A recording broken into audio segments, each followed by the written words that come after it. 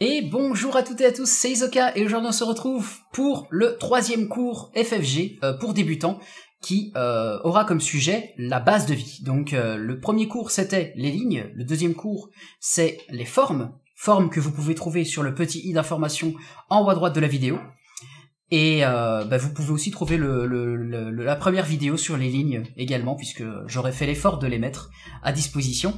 Et il ne restera qu'un seul cours après, le quatrième cours, qui portera sur les gros coups à jouer au jeu de Go. Donc là, ce cours-ci, ça va être la base de vie.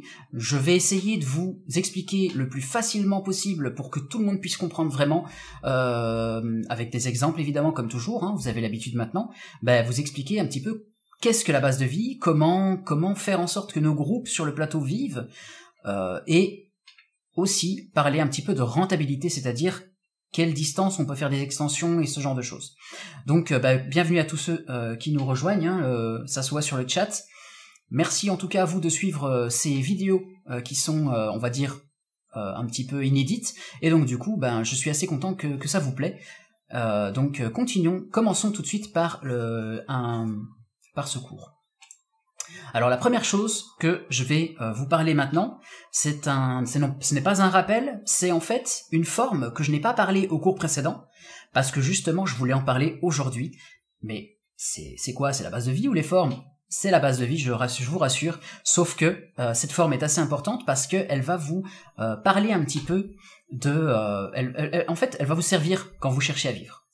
C'est la forme du Ponuki. Le Ponuki, c'est quoi? C'est en réalité quand vous avez 4 pierres, enfin vous avez une pierre qui n'a plus qu'une seule liberté. Donc il y a 3 pierres noires par exemple ici qui vont capturer la pierre blanche au prochain coup, si blanc ne fait rien. Le fait que noir capture cette pierre, noir obtient un Ponuki. Pourquoi je précise ça? Parce que c'est vraiment important comme raisonnement en réalité. Si maintenant, imaginez, noir joue un coup, blanc joue un coup quelque part sur le plateau, noir joue un autre coup, blanc joue un coup ailleurs sur le plateau, etc., etc. Et vous voyez que blanc a gagné 4 coups ailleurs, hein, je les ai mis à gauche mais ça peut être n'importe où sur le plateau, alors que noir a joué 4 coups au centre, ou n'importe où sur le plateau, mais qui fait un Ponuki, sauf que c'est pas un Ponuki. Ici, noir joue 4 coups pour faire un Ponuki, alors que blanc gagne 4 coups ailleurs. L'intention de noir est différente entre capturer une pierre, une ou plusieurs pierres, et jouer 4 coups au même endroit pour faire un point finalement, parce que là, ici au centre, il n'y a que 1 point. Blanc a gagné plein de points ailleurs en jouant 4 coups ailleurs justement, donc c'est beaucoup moins rentable. Donc c'est vraiment à ne pas confondre, c'est l'intention qui est différente. Ici, on capture une pierre, et c'est ça qui va faire que c'est un Ponuki. Si vous jouez 4 coups l'un après l'autre, ce n'est pas un Ponuki, c'est juste 4 pierres qui sont posées au même endroit et qui font pas de points. Donc ça, c'est vraiment une chose à retenir. N'oubliez pas ça. Maintenant qu'on a vu ça, le Ponuki, ça aide à vivre. C'est pour ça que je vous en parle. Parce que quand vous voulez vivre, vous essayez de faire des Ponuki. On ne donne pas un Ponuki à l'adversaire généralement. On va essayer surtout de sauver cette pierre quand on peut. Pourquoi? Parce que tout à coup, on voit que noir ici a 2 pierres qui sont les carrés, et blanc ici a les 2 triangles, et on a vu au cours précédent que cette forme est une mauvaise forme. C'est un traverse Toby. Et dans un traverse Toby, il y a 2 problèmes, il y a 2 coupes pour blanc. C'est pour ça que sauver une pierre en Atari, donc quand elle n'a plus qu'une seule liberté, est intéressante. Si on peut vraiment sauver les pierres. Si maintenant on ne peut pas, ça ne sert à rien de donner plus de pierres à l'adversaire. La chose suivante, c'est vous rappeler un petit peu les yeux. C'est important. Blanc et noir veulent jouer un seul coup ici. On sait très bien c'est lequel. C'est le coup en 1. Parce que si blanc joue, il tue noir. Si noir le joue, il vit. Pour rappel, comment vit noir? En faisant du coup le coup en K10, qui est ici au centre. Et il y a deux choses à se rappeler. Ce sont des choses interdites au jeu de Go. C'est que blanc ne peut pas jouer 2 coups en même temps. Donc il peut pas remplir les 2 triangles en même temps. Et il ne peut pas jouer non plus à un endroit qui n'a aucune liberté, sauf pour capturer. C'est-à-dire que là, il ne peut pas jouer ni là, parce que ça ne capture pas. Voilà pourquoi c'est vivant en réalité. Avançons maintenant. La base de vie, c'est quoi? C'est une zone où l'on envisage de faire des yeux. Donc une zone, vous avez placé des pierres sur le vous avez placé des pierres sur le plateau, c'est une zone où une zone d'intersection où vous envisagerez de faire des yeux. Alors il y a une extension idéale entre des pierres pour éviter d'être surconcentré, et évidemment être rentable, c'est-à-dire que si vous jouez des coups l'un après l'autre, évidemment, ça va pas forcément être rentable.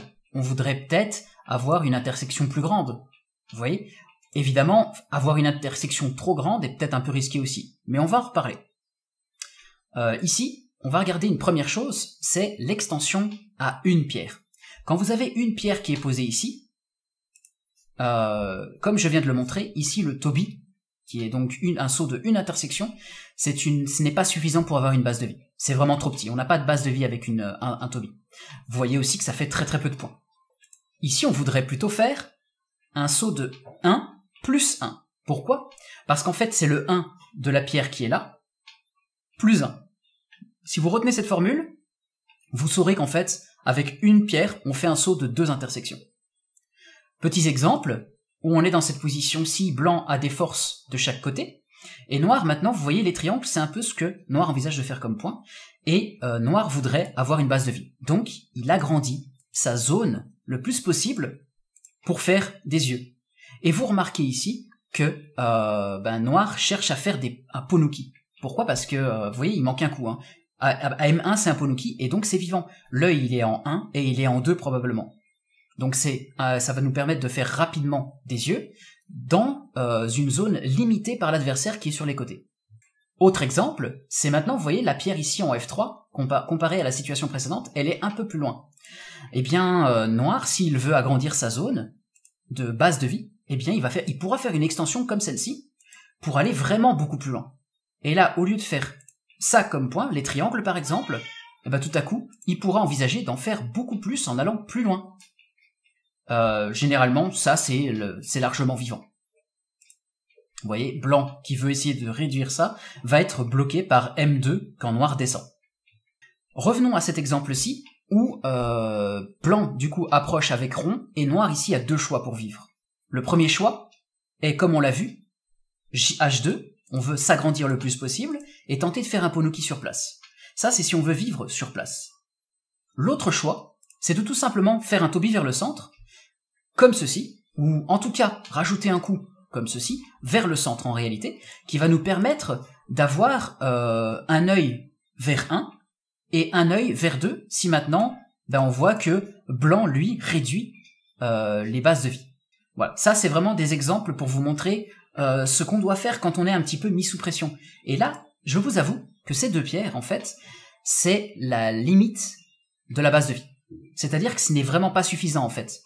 Je vais vous montrer un exemple, mais si noir joue ailleurs, dans ce cas-ci, blanc va tout simplement réduire, réduire, réduire, réduire. Et tout à coup, on voit que localement, noir en bas n'a que 4 triangles. Et 4 triangles, c'est donc 4 intersections, en carré, ça ne fait pas vivre. Il n'y a qu'un seul œil là. Donc localement, noir n'est pas vivant. Et c'est pour ça que cette position est suffisante. On va dire c'est la limite minimale pour vivre. Bien sûr, il faut rajouter un coup ici. Généralement, quand on est avec autant de pression sur les côtés, on rajoute un coup vers l'extérieur, ou en tout cas, on essaie de vivre sur place. Ça dépend un petit peu de vos intentions sur le plateau. Si maintenant on a un mur, enfin on a 2 pierres, une verticale de 2 pierres, on retient la formule précédente, ce serait donc 2 plus 1. 2 plus 1, et on fait le coup. Ça nous permet évidemment d'être un peu plus loin. Et on regarde ici un exemple où blanc est bien construit de chaque côté, et noir fait une extension en K3. Vous voyez qu'il développe un peu plus de points aussi. Donc, s'il cherche à vivre, il fait une forme de Ponuki, et il va faire des yeux assez rapidement. Là, c'est largement vivant. Donc on fait rapidement des yeux, et dans une zone limitée par l'adversaire. Le Ponuki, rappelez-vous,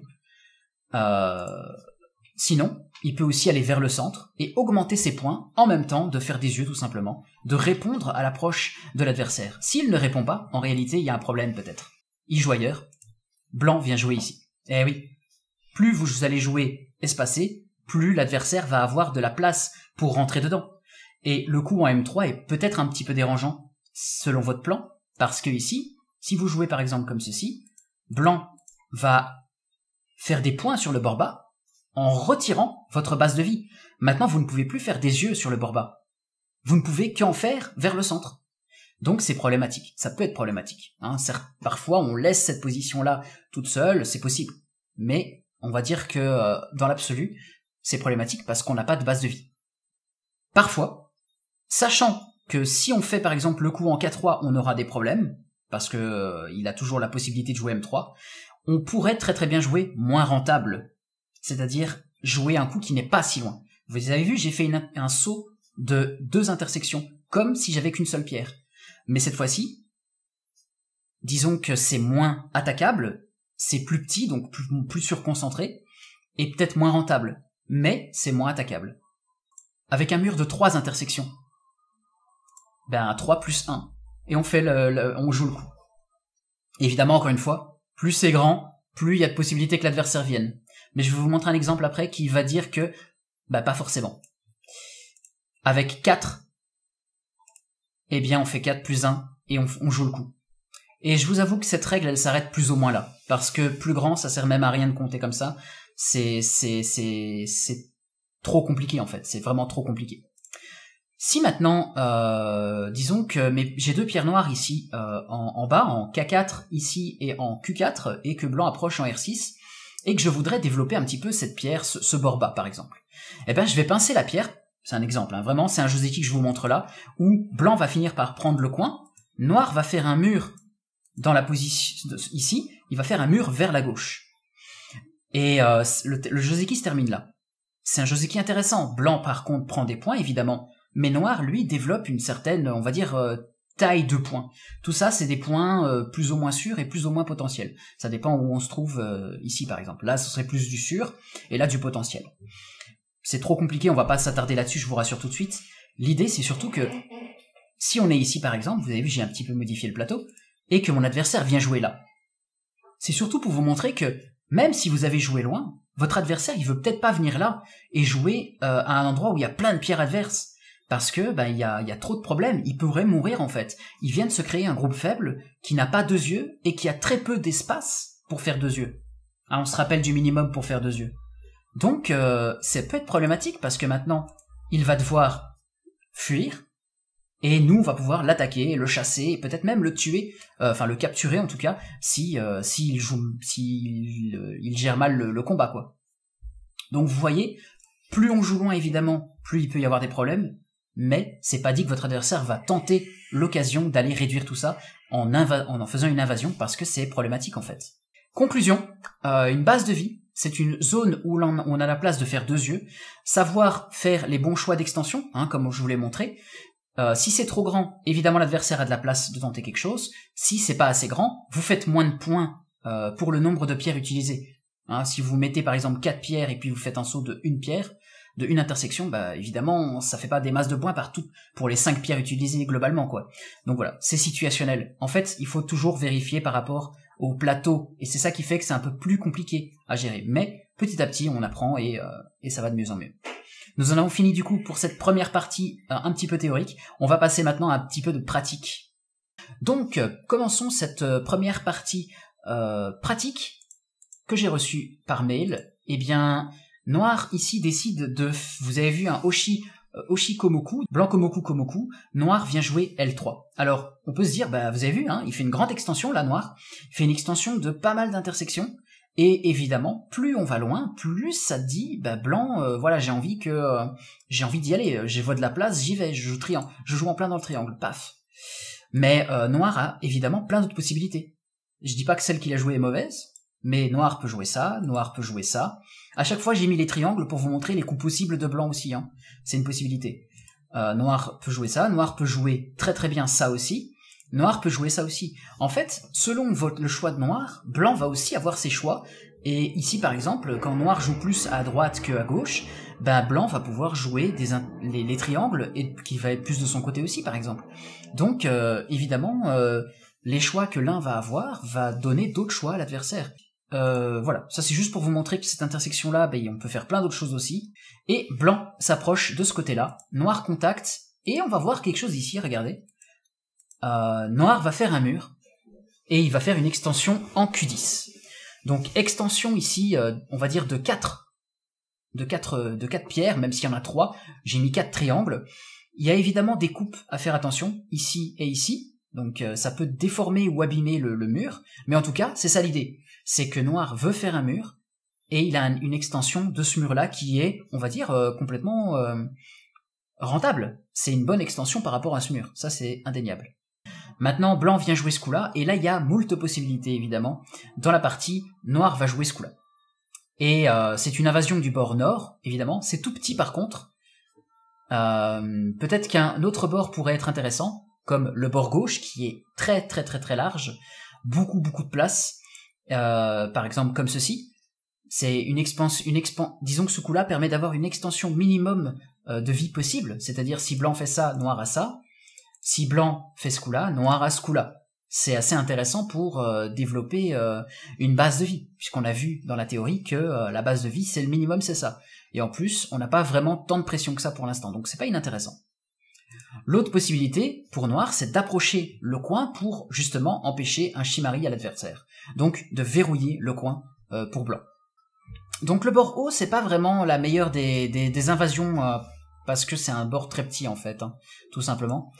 Une autre possibilité était que tout simplement noir tente, puisqu'il a quand même un gros morceau à droite, de dire je vais agrandir encore plus. Et là il fait un Keima. Ça c'est une possibilité.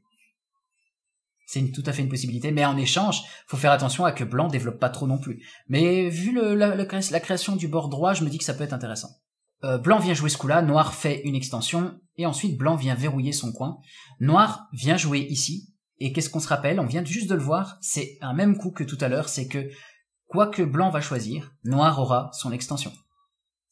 Vous voyez? C'est très intéressant de savoir ça, parce que dès que vous êtes au courant de ça, déjà vous soufflez un peu plus. Ah, j'ai une base de vie minimum, c'est déjà ça.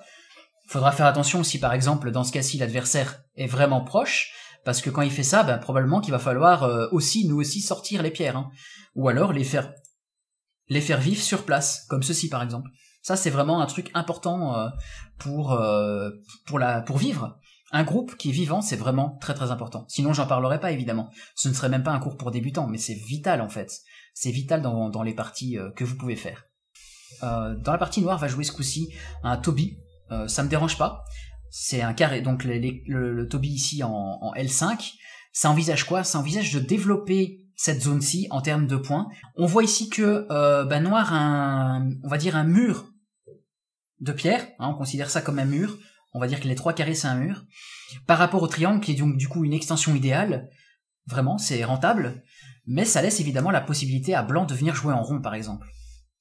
En tout cas c'est très intéressant parce que ça développe bien le bord droit, donc c'est vraiment sympa. Maintenant, noir aurait pu aussi dire, je vais faire ce coup-là en P4, donc le rond, et je vais verrouiller plus de points. C'est-à-dire plus de points dans cette zone-là, mais aussi plus de points dans cette zone-là. Parce que là, et finalement, si maintenant c'est comme ça et que blanc vient là, il y a pas de points, il y a moins de points là et moins de points là. Parce que la pierre, elle n'est pas facilement tuable en fait. On va difficilement la capturer en réalité. Dans la partie, blanc vient jouer ce coup-là. C'est un coup très important puisque, vous voyez ce que noir essaie de développer. Imaginez que noir continue. Ça devient fat à droite, ça devient énorme. Il faut évidemment essayer d'empêcher ça en tant que blanc. Donc c'est très bien. Et là, noir vient séparer un petit peu les 3 pierres qui sont là des 2 pierres qui sont là. Donc c'est très très bien aussi. Il faut se battre, hein. Fighting spirit les amis. Maintenant, blanc vient faire quelques échanges ici. Puis blanc connecte en E5. Et noir sépare. Et vous voyez, regardez ici ces formes-là. Regardez-moi ces formes horribles. Aïe, j'ai mal. J'ai horriblement mal. Traverse Keima, traverse Toby, dans tous les sens, c'est douloureux. C'est douloureux. C'est douloureux pour blanc, évidemment, parce que là, les 3 pierres à droite de blanc, elles se retrouvent vraiment toutes seules, sans base de vie, alors que toutes les pierres noires, elles sont déjà reliées à ces pierres-là, elles peuvent sortir, c'est du béton armé. Noir n'a jamais aucune crainte ici. Donc ça, c'est catastrophique hein, pour blanc, évidemment. On ne veut pas se retrouver dans un cas comme ça. Blanc fait année, et noir continue de séparer, et ça, c'est très très bien. Et là, j'ai trouvé un petit peu dommage parce que blanc va aller dans une direction qui va un petit peu détruire les points qui sont dans cette zone-là. Et il suffit que noir fait ça, par exemple, et vous voyez que les pierres blanches là sont séparées, et cette pierre blanche là est toute seule aussi. Donc c'est très douloureux, en fait. Blanc ne veut pas ce genre de choses. Noir vient jouer ce coup-là, et blanc continue de jouer ça. C'est pas enfin, c'est bizarre, en fait.